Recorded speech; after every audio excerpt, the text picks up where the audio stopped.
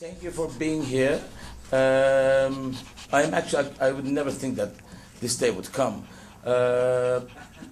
These really close friends of mine, and I'm very honored to call them friends. I've known them for a long time. Very generous people because they live their lives the way they feel, and I think this is some sort of it's a way of honoring God because it's honoring yourself. We are supposed to talk about the topic of hats, and I'm sure we will, because there's a hat maker and there's a hat wearer, and there's me who's trying to get a hat from Philip for years.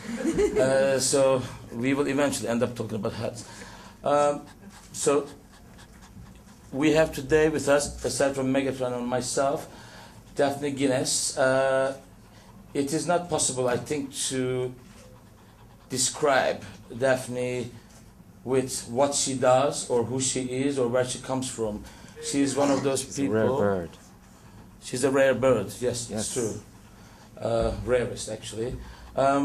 She's one of those, I think, sort of ideas that lives with its own idea. It's like a dream dreaming a dream, in a way. But she is also every designer's dream. She has supported many designers. She's a visionary. She's a great poet. Can I explain something? And she's a great singer. Her knowledge of opera is actually, I think, to an academic level that's is very impressive. It's like 10 people in one body, just like Michael Nyman, but of course with a much nicer body. And she'll tell more about, I think, her future projects. We want to focus on the future, and Philip wanted to say something. I just wanted to say something about Daphne, that I've been lucky to work for the most incredible designers in the world, and when you work with designers, you work with the most beautiful models in the world, and it's easy. And I always remember when I worked at Chanel for Karl Lagerfeld, that I would go upstairs to the studio and the mannequins would be enormous for the real clients. And so Daphne is a designer's dream, because the real customers who buy beautiful clothes don't really look like Daphne. So Daphne is an exceptional person in terms of, in many ways, but also the customers don't usually look like Daphne, so she's a dream for designers. I would like to actually quote you in this manner, because it's not only the way they look. You once told me the hat is only half of it, it's the woman. Of course. Without the character and how you carry it, the hat is nothing. The hat it's is not nothing, but well, you know what I mean. You told me this. The thing is that when you design for a person, when people have a hat made, when I make hats for people, it's like visiting a psychiatrist. They don't know they're visiting a psychiatrist, but I ask a few very subtle questions, but yes, I know. I like to design with the personality of the person in mind, so I'm inspired by the person who's wearing it, and Daphne's extra. Yes, so from there I would like to welcome you guys to Istanbul, and I would love this thing to be as if they're not here and we're just talking to each other. Of course. Quite comfortable and casual. So, Daphne, it's very nice to see you. I haven't seen you for quite a while. What's happening? Well, I mean, this is a cliche question, but I must ask this in your life these days. Well, many great things. Really great things. I'm very happy to be in Istanbul, because it's something that I really love, and that's very important to me. and to see you, which is incredible, and Philip, and all just it's a real magical moment. And one of the reasons that it feels very it feels like a sort of extraordinary moment is the fact of that we were all brought together by Isabella Blow. And, That's right. She introduced you to yeah, me, to him. and I want to pay Yeah. her homage, you know, and she was to me, I mean, such a you know, anyway, such a phenomenon, and if it wasn't, She wasn't. She is. She's still here. she is still here, and thank God. And she loved Istanbul. And she's coming back. She is. She's coming back. Yeah. Dressed as Lady Gaga, I She heard. didn't go. She didn't. No. She never left. Isabella was a very unusual person because when people look at fashion people in magazines, you know, people always ask me if they haven't met Daphne or Isabella, what they're like, and they're a little confused when I say they're actually very, very nice, very sweet people, because they can look, you know, in two dimensions intimidating, but it's all about the people, and they had incredible humanity, and Isabella was a rare person because she was her own person. She was irreverent about the sort of sacred cows of fashion, and she didn't really care for, you know, the important designers. She was more interested in designers that, you know, had talent. And championed them like Death. Yep, absolute to death. Yes. To death. It's a sacrifice. When she That's why I said when she met I can be Alexander generous. McQueen, she would explain. She would come back and she'd say, you know, he's going to be the new Yves Saint Laurent, and it sounded so wild at the time, but she was absolutely right. She was absolutely right. And now it's very easy for everybody to say that he was a genius and incredible, but she believed this when nobody did, and that's a rare talent. And the thing is that, you know, fashion people are like sheep, and they don't really have an opinion. They only, you know, buy other people's opinions. And the important thing about, I mean, there's fashion as a commercial industry, the garment industry, and brands, and over my time, I've seen a huge change, because I mean, obviously there were, over history, there have been different ways of dressing and different social movements or political movements that fashion has been attached to. It seems now that it's just a sort of kind of, I don't know. she hated the corporateness of fashion. Exactly, and what she loved was the art, and what I love is the art. I love sitting with you, Philip, I don't know, for 12 hours on end, like you showing me how to press or steam a feather. The thing is that, you know, and that's wonderful. I mean, to see the artist at work. I mean, and it's not of course you need commercial turnover, of course you need, but the authenticity, there's been a disconnect between art and commerce, and when you have either side that's out of balance, it seems to me that there seems to be a sort of a crisis in the identity of whatever industry it might be. And to me, at the moment, that there seems to be a great disconnect between the idea of art as opposed to the idea of turnover, and part of you know signing with a big label or whatever means that you're going to have to put out 8 lines a year. You're going to have you don't even have time to recharge. You have it's not like being an artist and you can reflect on your next show and say you know and think about it. They have to start the next day on their next show, and they have to come up with a new idea, and they're being put under pressure by the people that are selling the things. And that was very difficult for Alexander. Very difficult for Alexander, and I think it contributed in part the complications that he had, because he was an artist. His chosen mode of presenting that was fashion. It was always excellent. Yes, there was never like a bad show. You're a sculptor. I mean, or you are. I mean, you are an artist. I mean, you choose to do hats, but you could do sculpture. You could do many. Architecture. Yes, well, I love architecture. hats. It's a roof above your head. Unbelievable. I mean, Not on your head. it's. The other thing I would say is the human body is, if you look at buildings, architecture, if you see the body in the space. We should go back to the corporateness of No, fashion. but we should. What really irritated Isabella a lot, and she didn't really understand it, and really depressed her, was, one time I remember I had to do an interview, and when you do interviews as a designer or whatever, you learn how to do an interview, because you don't really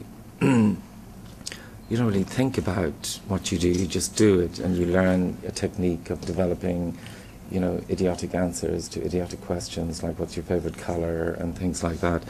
But Isabella, was really, she couldn't understand that she had to be at a 9:30 meeting with the PR to discuss Calvin Klein socks or whatever, No, because she hated that. she wasn't interested in that. And today, fashion is a marketing scenario. Exercise, yeah. And also, and then then there is this whole thing of getting... Doesn't mean it's bad. No, it's just no, of course not, but it's just the way it's developed, and also the idea of getting the endorsements of people that are from other industries into another... Like?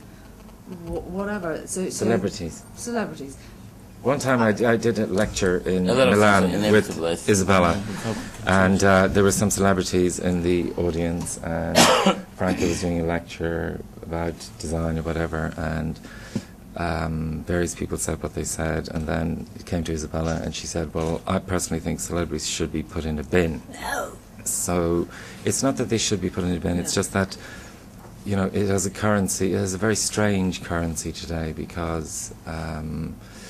But it's very funny seeing them trying to describe a show when you know that they're really just, they've been... Most of them don't corralled even know and- what they're doing. Well, I mean, yes. when they're dressed, for example, in terms of presenting an identity, it's a stylist's Well, exactly. image The rise for of the them. stylist, They that don't was a know big who they're moment. becoming, actually. It is what the stylists are doing. I think the stylists have ruined... But there weren't any stylists. style. Marlene Oh, Dietrich tell didn't have stylists, Elizabeth she had Taylor. style.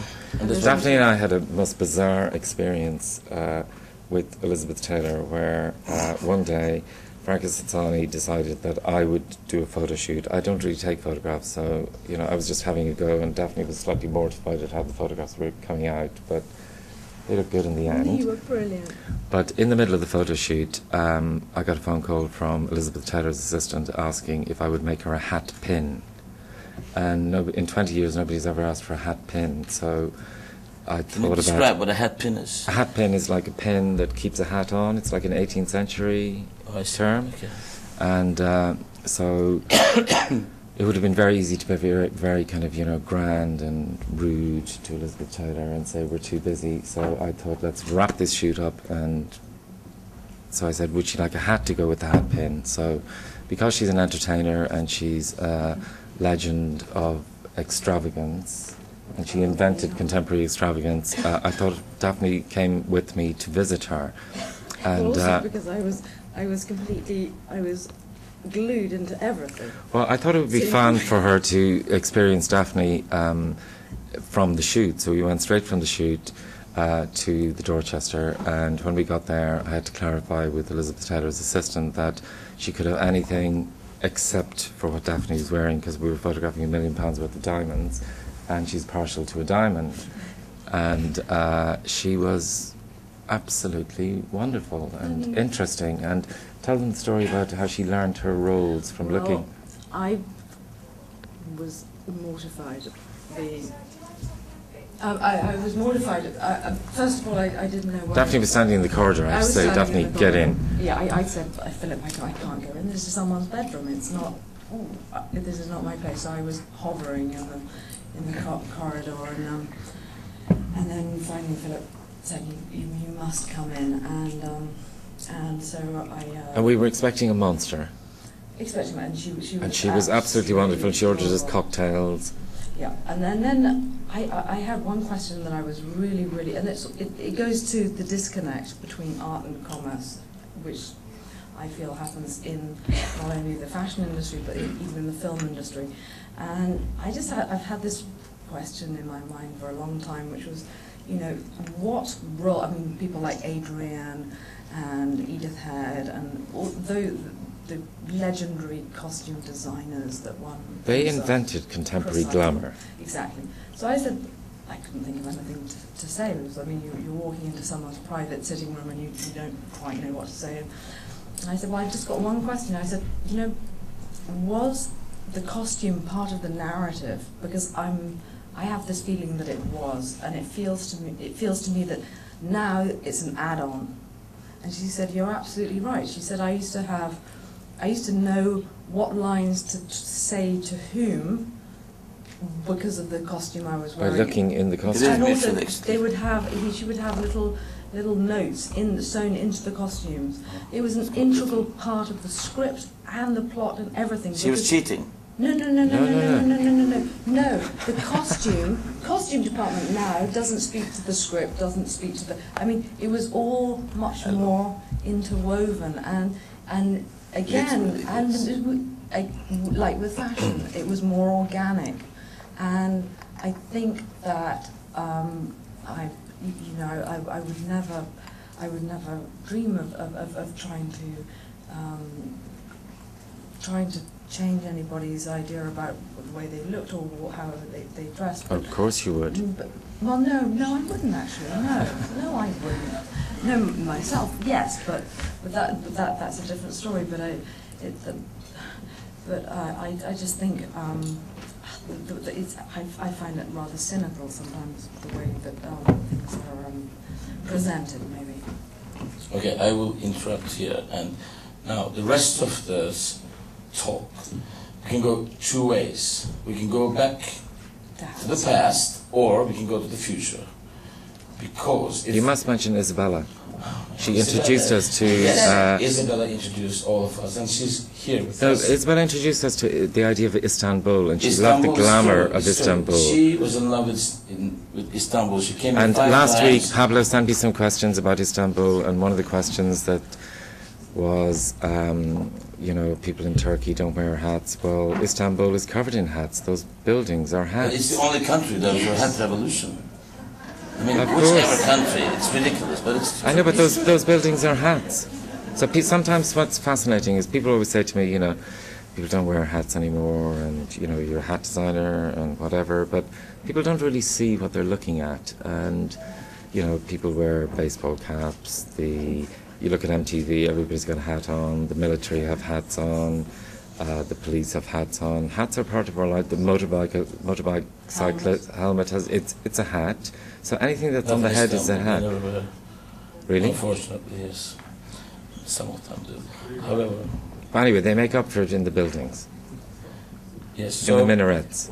The reason I said this because we had a chance to talk about so many interesting things in the past, and I know you're both very much.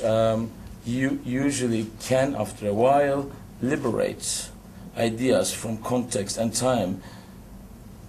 Like there's nothing intellectual about a hat. A hat is just an object of beauty. And one time, I remember when I was learning about how to do an interview, Isabella was with me in my studio, and they asked me a question, and she said, just tell them you just believe in beauty and elegance. And I remember thinking that it sounded a little kind of facetious, but really that is what it's all about. And fashion is about beauty and elegance, not marketing. On that note, I remember I was making a piece, and somebody just actually, our world is a very bad world, like the fashion world. This person said, oh, it's pretty. I know he wanted to actually, while he was saying something nice, he was saying something, and Izzy said, you know, there's nothing wrong. It's the most difficult thing to make something beautiful. Actually. Tell them the story about going to the nightclub in New York with the hat on. Right. Well, we are going. We were. No, but tell them what she said. we were about to crash a party that we weren't invited. Not that we wouldn't be on the list, but they wouldn't know that we were coming. And the big guys at the door, you know, they're not gonna, you know, they don't have to know. And so he said, let's go. I said, can you reach? No, I can't reach anybody. So, and he just said, well, commercials. This is good. Darling, there's no door. No, they got to the club and they couldn't get in. I know, not that we couldn't get in. We didn't get in. We are on the way, and I said, I don't want to go there and look like two clowns, actually, being refused in New York, because it's not Europe. I mean, New York is more hardware. And she said, darling, there's no door. I could see Treacy hat cannot open. And if the door is closed, that means it doesn't work getting in. I like Are you that. happy? I like that. And it's the truth. No, it's not a Treacy hat, it's a hat. You know, No, a hat she is said, not Treacy, not hat. She a said, hat is a Treacy symbol Boucher. of positivity. No. I would say Philip Treacy hats are really I feel Treacy hats. extraordinary. No. If you can. There's- I've been no, trying. but it's not even And I'm a friend. because Isabella would always complain. She'd always complain to everybody around me, saying it's so impossible to get a hat out of him. because I know. Philip he does every single thing. He has a magnificent. People come to the studio and they say, "Can we see the machinery?" And that's the No. Machinery. That is the machinery. And I have to get And him I drunk will- in the studio No, it's to get a hat. it's an incredible experience, and there is no There is no Treacy word to without describe it. his It's like hand. magic. You put it Yes. on, and all of a sudden, you can jump from the window. People, Seriously, the you feel mistake, like you're flying. the mistakes that people make about You're no hats. longer a human. You're a superhuman. Can I say something, Luke? Even me, yes. People always think that people that wear hats want to be noticed or are extrovert opposite. people and want to show themselves off. But I've been making hats for 20 years, and people that wear hats are not at all like that. And they just feel, you know, they get their confidence from a hat. So they're not show-offs at all. They just feel good in a hat, and the whole point of wearing a hat is to make yourself feel good, which is a contemporary idea of wearing fashion, because at one time designers had power and today designers have no power at all, because the power is with the consumer, which I quite like, because it's about an individual approach, and it's about you choosing. You know, at one time designers, you know, had the colour of the season or the cut of the season, and now, you know, it's as fashionable to be in jeans as to be in a Dior ball gown. So there is no definitive fashion item. So the power today is with the consumer, and fashion today is about individuality.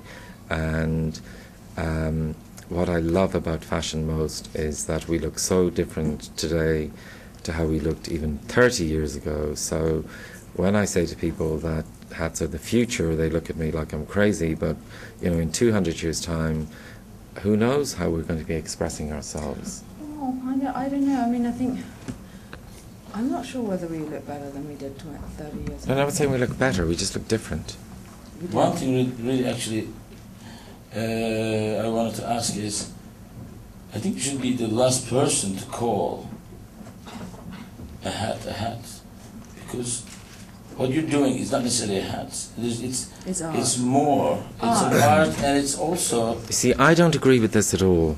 And I am a hat designer, and I dislike the term milliner, because the milliner is an 17th century term where in France in the 1750s there were milliners, and they decorated dresses with ribbons and flowers and things like that. I don't really do that kind of thing, so I kind of hate the word milliner, and so I'm a hat designer.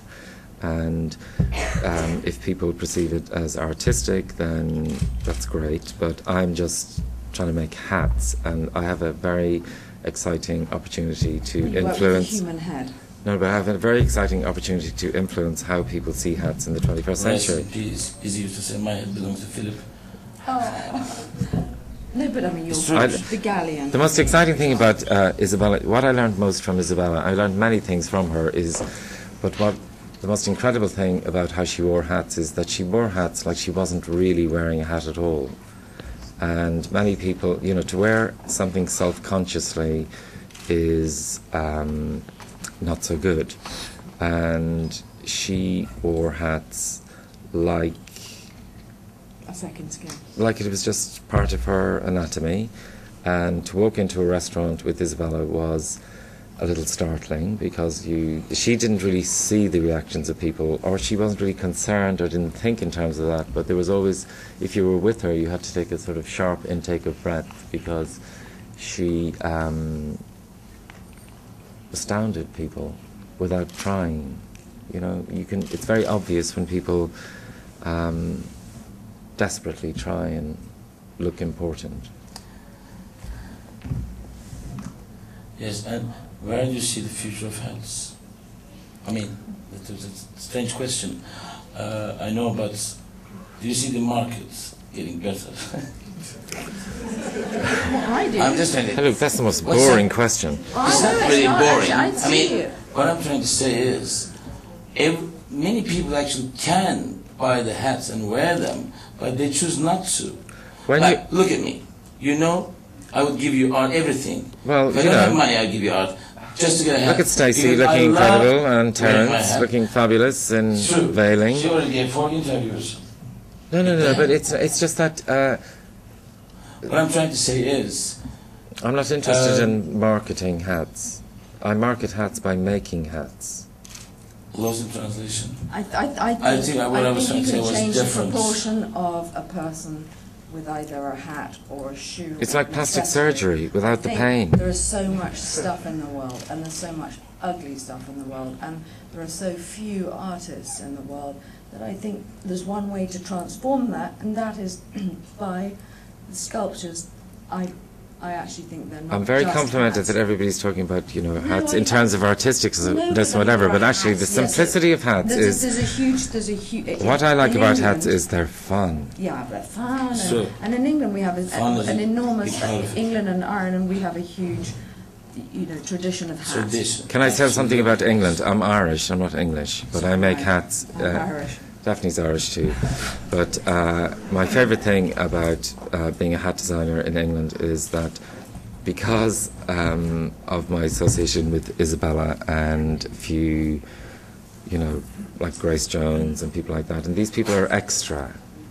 But people think I make hats for crazy, you know, extrovert people, but my real customers are highly conservative English women who think my hats are normal. And so that's my No, you too, Haluk, but I'm explaining about Englishness. No, of course, but these people, you know, they would never wear an extrovert outfit, but when they come to my studio, they say, you know, I love that hat because it's really chic. And the customer from elsewhere in the world says, you know, I love that hat because it's really crazy. So English eccentricity is incredibly subtle. You know, when magazines from different parts of the world phone up and ask for an eccentric hat, I understand that what they mean is a crazy hat, but eccentricity is much more subtle, and the English are superb at that because they look really normal, but actually they're quite insane in their brains, looking normal. I'm not talking about you. Yeah? I'm very normal. So everything's in order anyway. You don't want everyone walking down the street wearing... Of course I do. Well, no, you know what, I tell you, when you see pictures of New York, for example, from of the 30s, and you see everybody is wearing a hat, it doesn't matter whether you were, and even in England, I mean, if you were a coal miner or if you were a duchess, you would be wearing a hat, because there were reasons that people had to wear something on their heads, and that was due to central heating. They didn't have central heating, so people wore things on their heads. The demise of the hat really came... Because of hair. Well, not in the even 60s. That. Well, that hair became hats. Plus, Margaret Thatcher, her hair was a hat. But also, but also because people didn't need to wear anything on their heads because they had central heating. And no, but also and one thing. Keep warm. And the greatest loss of heat is from your head. So, I mean, I had friends when I was small coal miners, they wore caps, all right? And Utilitarian. Yes, yes, exactly. But I mean, people wore things on their heads. People don't wear things on their heads all the time because they have, you know, we have a lot of modern things that... I don't have clients from the 60s. Well, because, you know, in the 60s it was revolutionary. I wasn't even born in the 60s. Later 60s, yeah. But in the 60s it was rebellious not to wear a hat. So what I find fascinating about hats is that a hat was a conformist accessory, and now today it's an accessory of rebellion, and it's still a hat, but it's just changed meaning. And I have fun making hats for the rebels of the world. Okay, I would like to say something now. There's a very fine line, whether we agree or disagree with this, but I am a believer and a wearer of hats. You know. But you believe in hats because you have fun in a hat, and that's true. the point of a hat. Right, but there is a fine line with hats. I mean, it has to be a good hat. That is actually mass-produced, or that is associated with certain roles in society, or fun hats, party hats. There's a fine line with the party hats. I don't believe in I hate that. party hats. I know, but for example... What's a party hat? This awful thing. They always say, I mean, Those things that you I'm going to party in New York, you know, when they see it. No, I thought you meant the ones you get in a cracker. When I first started going to New York, I'd meet people and they'd say, "You make hats?" I think, whether you consider yourself an artist or hat maker, I'm a hat designer. once the hat changes hands, it is what the role, it does do the role, what it's meant to do, and it changes the way I talk, I walk, and it is something else anymore. It's a marriage. It's a marriage of the hat maker, and the personality of the person. The personality of the person wearing the hat makes the hat. That's the most important aspect. And that's why many people cannot wear certain hats. Yes, No. they can. Everyone I can think wear hats. Everyone has a can wear head, hats. so everyone can wear a hat. It's a I fallacy. remember, I will never forget. I It's mean, paranoia. this is not a sad moment actually. I arrived late to Izzy's funeral, and I tripped and I almost fall. You had And a then hat. I rised, and I saw all the heads looking at me. And it was like a hat shop. It was so like, great. Hats turn. Hats turn. Isabella introduced You me. were wearing such a great hat. I know the pink eye. Isabella introduced me to Englishness, and when I met her, I was a student at the Royal College. I'd been in London a few months, and I met her, collecting a hat from a magazine where they needed a green hat, and she was quite tricky with me. She wasn't all over me. She was, quite... But I always remember everybody else was in kind of, power suits, and she was in John Galliano evening wear in the middle of the day, which today that's kind of normal, but it wasn't really that normal then. Is it? And, well, not for you. But anyway, so I went back to college, and there was a temp. What's a temp in Turkish? Temporary? Temporary secretary. Or And temp. so Everyone knows the temp. Isabella come kept over. phoning every day to the secretary saying what was my schedule like for the next 6 months. And so I didn't know what she was talking about, who this person was, and she was quite insistent. And eventually it transpired Isabella was getting married, and so I made her a wimple, a gold wimple as well, and she kind of, when I started first, nobody really wanted the kind of hat that I made, because the hats that were popular then were kind of, hats with kind of bows on and things like that, and Hideous hat. and what Isabella Context loved was makes that a difference. nobody wanted the hats that I made. And there's a very famous milliner who made for the Royals and Princess Diana. He was a very good milliner called Philip Somerville, and one customer one day mistook me for him and came to buy a hat. And when she came to the studio, she ran out she didn't apologize or say, listen, I'm in the wrong place or anything. She just kind of fled quickly. And so Isabella really enjoyed that. And for a time, Isabella was the only person, and we always liked, you know, the weirdest hat. And what irritated her greatly in later years, which is the nature of fashion, because the abnormal becomes normal. That's what fashion is about. And what irritated her in later years is that people wanted her hats. And so she would be furious, and she would come to the studio sometimes and she'd say... Who's people? Normal customers. Normal customers. Girls that you're talking about. Normal customers. Normal customers. No, as in, you know, she'd come to the studio and she'd say, you know, who is that bitch? And then she'd leave with the hat, and I'd have to explain to the customer they couldn't have it or whatever. But, you know, what the most inspiring thing about Isabella, and Daphne has a similar thing, and I've met all the fashion wearers of the world, from Nan Kempner. Isabella always referred to Daphne as the new Nan when we met 20 years ago, yeah? And all those great wearers of style and fashion, there aren't that many of them. So we hear about them, but what Isabella had was something that kind of was transcended fashion, because she had a personality that transcended any hat or clothing that she wore. You know, people go to a shop and they say, you know, okay, I'll buy that dress because I like it. But Isabella just loved that dress and was obsessed with it. And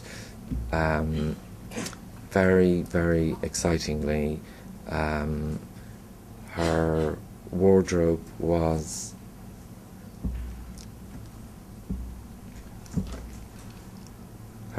amazing.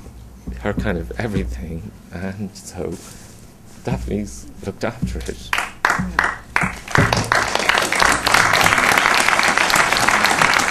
I think you must have for everyone. Some people love clothes more than others. You know, some people think clothes are stupid, but some people believe in fantasy and beauty and elegance, including Megatron, obviously. Megatron, come here. Açsana tasmasını guys. No, she's invited by Philip to the talk. Would anybody like to ask any questions? Yes, please. Yes. I wanted to ask about the hat that Daphne's wearing and the prep. I wanted to ask about the hat that Daphne's wearing and how it came about. Did you make it? It's a medieval wimple. Sorry? It's a medieval wimple. Okay. And how did it come about? Did Daphne ask for it, or did you say, I want to give this to you? No, Daphne, you know, Daphne tunes into things like Isabella that nobody else wants, because they don't really, they're paranoid about, you know, I can't explain it, it's just that... what's it made of? It's made of net, plastic net. How did you make it? I love the idea of medieval and wimples, but I couldn't understand how to do it, and then one day I found a material. I like new materials. I like, the only future thing in fashion is textiles, and there are new textiles invented every day. Fashion is not that new, except for a few people, but very, very few. And there are lots of interesting materials around, but it must be light. Also, Daphne, how do you feel wearing it, and does it dictate the rest of your outfit that you're going to wear? No. Funnily enough, one of the first conversations, I didn't even know that story about Izzy's wimple. Can I just interrupt so 1 second? weird. When Isabella went to... No, but anyway, no. So one of the first conversations I ever had with Philip, the first time I met him, is I went there because I wanted to get something for... a Napoleonic hat, when nobody was looking for Napoleonic hats.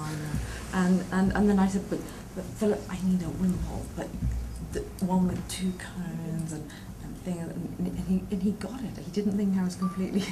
No, but I don't kind of sit at home worrying about a wimple, but it's subconsciously you think about it. He made this for me for a shoot. Yes. And I've worn it before. And When? I can't remember. I'm not very good with time. Well, it's timeless. But it's precisely. This is the thing. The if you like something, NARS you love project, it. I think, brought a lot of visibility to that It's not specific I creation. mean, the thing is that the thing about people, and obviously it is part of it. There's a part of the human being that wants to dress up or wants to adorn or change oneself in some way. Hats have been around since the beginning of time. People will always embellish their heads. Well, I guess So one so. more question. How do you guys work together?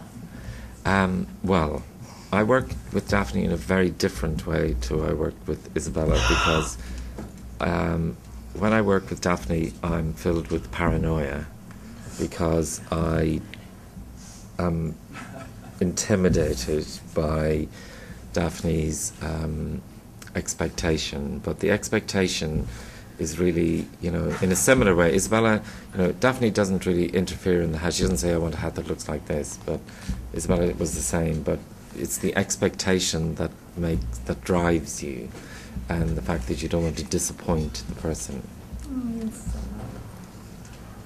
That's well. There are very few Daphnes. I know this all sounds like a love fest at the moment, but it's just that, there are, in terms of hat wearers of the world, there are Daphne, Isabella, Luke, I know, you're there too. But there could be a lot more. Pamela Anderson No, there is a could great be a hat lot. wearer. Come on. She's No, my favourite listen. person. And David loves your hat. Yeah, and Miss Gaga is a hat wearer. She promotes the idea of hats to people. Recently discovered. And Yeah. No, but she loves a hat, so I love anyone that loves a hat. Yeah. And Grace Jones, I've worked with for 15 years. She is a hat. You can put Similar this to both. on her, and she looks fabulous because she has those incredible cheekbones. I make hats for the royals, for Prince Charles' wife, and How tall was the Queen of Thailand that you did a hat for? Stefan and I had the most fantastic experience in Thailand, where we went to make hats for the Queen of Thailand, and through Valentina, who was making her clothes. And when we got there to Thailand, they own the airline and the airport, so it wasn't really a problem for them.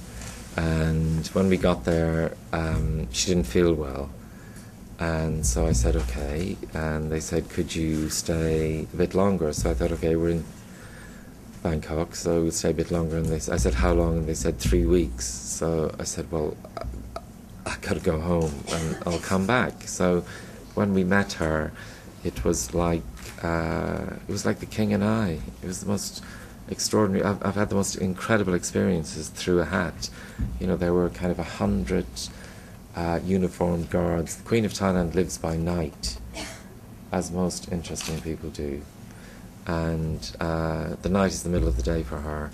And, I met her at like 2 o'clock in the morning, and we did fittings until 6 with kind of 100 white uniformed guards standing to attention in this beautiful palace, which was 17th century French style, weirdly enough. And she was incredibly gracious, and all her staff were lying horizontally in front of her, and it was insane, wasn't it, Stefan?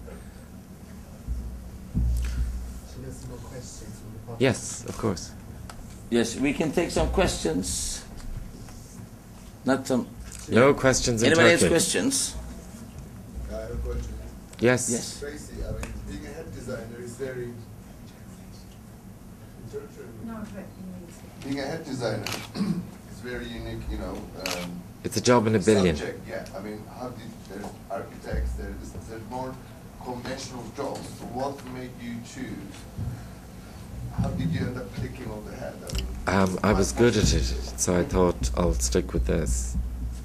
Hat making is about you know, I grew up in the west of Ireland. I am one of 7 boys and 1 girl, and my brothers are policemen and alcoholic counsellors, and I was interested in fashion.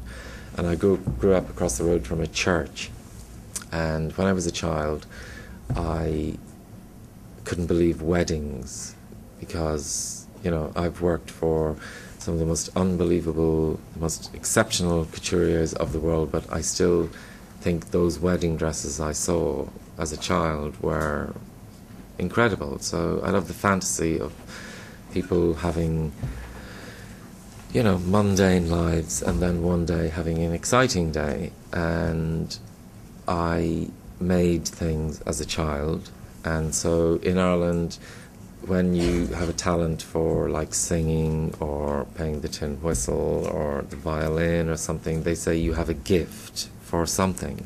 So I had a gift for making things. So, you know, when people would come to our house, my family would show them what I did as entertainment, because it was, you know, I could sew and crochet and make things, and, you know, I knew about bus points before I knew what a bus point was, because I used to make clothes for my sister's dolls and things. So the physicality of making something is what hat design is all about, and it's the most exciting thing to start with the 2-dimensional piece of material and turn it into 3 dimensions. And I don't mean this in a bad way, but I feel slightly sorry for people that don't actually create something, because to create is the ultimate excitement and pleasure, because you start with nothing and you end up with something. Then You it's do gone. that too. What? Then it's gone. Somebody takes it away. I hate people taking it away, but that's how it is. Is any other questions? Yesterday we saw Nigel speak, and one of the questions was, That's did he feel that writing was therapy? Do you feel that hat making is therapy? Completely. It's therapeutic. That's why in hospitals they have, you know, classes where people make things or work with their hands. To work with your hands is therapeutic, and that is the most exciting aspect of my job.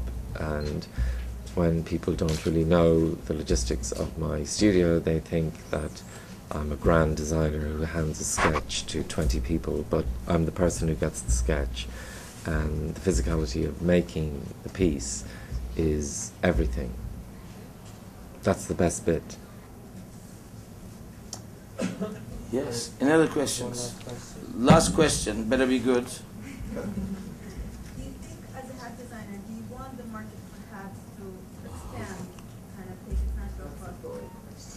No, That it's not a doesn't boring get- question. don't No, it's not a boring question at all.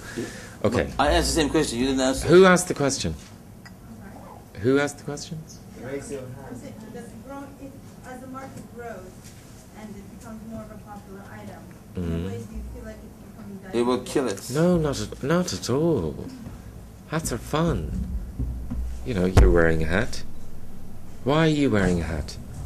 I love hats. Okay, it's about love. I love. Yeah, you're wearing a hat. Why are you wearing a hat? Yes. He's bald. Don't be mean, hello.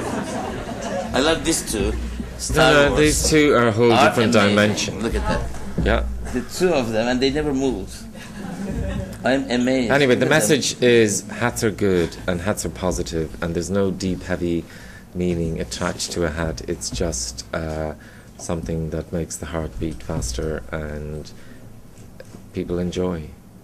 Can I just ask the last question, which goes back to Melanie asked, Daphne, how do you feel in the hat you are wearing today? I feel normal. I mean, I feel. But I mean, how does it make you feel? Because you look. it's difficult to ask me that question because It's too late. no, it's. No, because I'm used to Daphne's... wearing it. I mean, I know, that's it what I'm makes me saying. feel great. But if it's a hat that I love, then I love to wear it and it makes me feel complete. But if it's a hat that I hate, or if something buys something I hate, then there's nothing in the world that would make me, I mean, wild horses. Please tell them the story about how we nearly fell out over a mask. Oh, which one? I went to Oh, yeah. it's kind of funny. Yeah. I went to a party in Venice and Daphne borrowed a hat. It was a mask and it had paradise feathers on it and she looked incredible in it. And Isabella said to me, she looks so amazing in that hat, you must give it to her. So I gave it to her. But one of my obsessions is Charles James. Does anybody know who Charles James is? Yeah. So Charles James was the most extraordinary American couturier, future couturier, and the dresses were never finished on time. They were very uncomfortable to wear. He would borrow back the clothes and give them to somebody else to wear, and so it slightly reminded me of this story. And I gave Daphne the mask because she did look incredible in it, and then I needed it back for something, and then. Grace Jones was going to Kate Moss's 30th birthday party, the one where they said she had an orgy, which of course didn't happen. With the pink piano? With the pink piano. And then Grace Jones ended up in the newspaper wearing the mask and Daphne was absolutely furious. So I love territorialism about hats and all the best. Isabella was incredibly territorial. But, but to be perfectly honest, what I do with, I mean, you talked about what I do the half but is the hat and the other half is the person, and without the person, the hat doesn't work. So once a woman wears the hat becomes the woman. So you cannot put a woman on another. I know, but Daphne doesn't look That's like Grace right. Jones. But also the other thing is There is that, no comparison. It's a whole different what I environment. feel with Philip, for example, is that I've sort of She come up owns with the this hat idea. because it becomes a part of but her. I don't feel ownership. What I do feel is that, and I know this may be controversial. Is Isabella that- was that- incredibly that possessive about her I'm things. possessive too. You are too. Apart from Is he hated apart everybody from that the wear TV hats? artist, even Something else if not it's something that I possessive. bought, even if I feel that if it's a friend of mine, that it still belongs to them because it was their vision. Well, you just borrowed it. Daphne's being polite. No, haven't I said that before? Yes. I have said it too many times. It doesn't. You've been unbelievably generous to me, and also, but Everybody rips Daphne off. All those couturiers. I'm Gaga. What do you mean? Great. Gaga. What? Gaga. Ga ga ga ga ga. Meaning? Meaning, Bailey. she came from New Jersey and No, I love in Miss 2 Gaga. days. What's up? A question? no, From the no, gentleman? No, just. Did you have a question, Bernard? No. You must have a he question. Just wanted to remind me. But Are we because- boring, irritating no, fashion people, no, Bernard? I'm not. Let's listen what's happening. No, you wanted to say because of one of my obsessions with hats came from.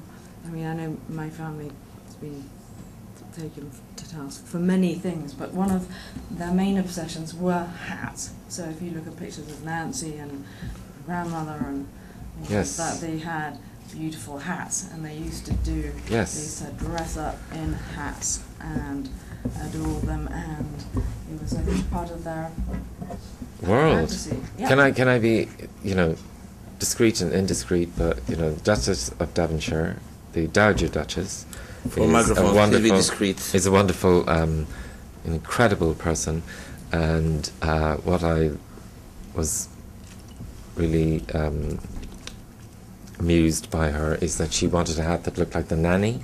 Yes. So she said, I don't want a fancy hat, I want to look like the nanny. So the nanny in England means like very strict and, in black and white and kind of quite serious and boring. And also, when people come to my studio, they're quite competitive, they come in, the longest car and the whitest car and the biggest car, and she came on the bus. That's English eccentricity at its height. How about the No, biggest she belly? loves hats. No, but I love she came on the bus. She always comes. Yeah. I mean, Yes. that's procured ever. Who's going with the bus? There's nothing wrong with the bus. We all go on Who's the going with bus. the bus? But everyone else is, everyone else thinks it's all about a big Well, car. I mean, it's sort You of do great. too. You know, Me? it would make people happy if you wear a hat on a bus, because no one sees hats on buses or on the tube either. I got hit 2 years ago And also, you know what? It's by a armour. minivan, It and I armours flew, and you. I got hit by a bus wearing your hat, by the way. That's really super That's you cannot beat that. Isabella wore They asked me hats, if I'm okay. shopping in Tesco's, on the tube, and she never, ever had a bad reaction. People always respond People to love beautiful it. things. I'm not saying, the hat's a beautiful thing, it's just that, Because nobody ever it's one that ridiculed her or said, what the fuck are you wearing, or whatever. Apart from when she dragged the chains over Carl's white carpet. Yes, she hated him anyway, Oh, no, so it but was that was fine.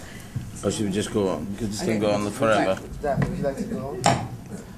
So we actually did talk about hats. It didn't go anywhere. However, it was like a hat, beautiful and full of Yes. memories, and it was fun. And Istanbul is all about hats. There are hats all over the city. Daphne Guinness, Philip Treacy, Helen Istancool. Thank you. you. Thanks for being here, guys. Thank you so much. Thank you. Let's Thank you.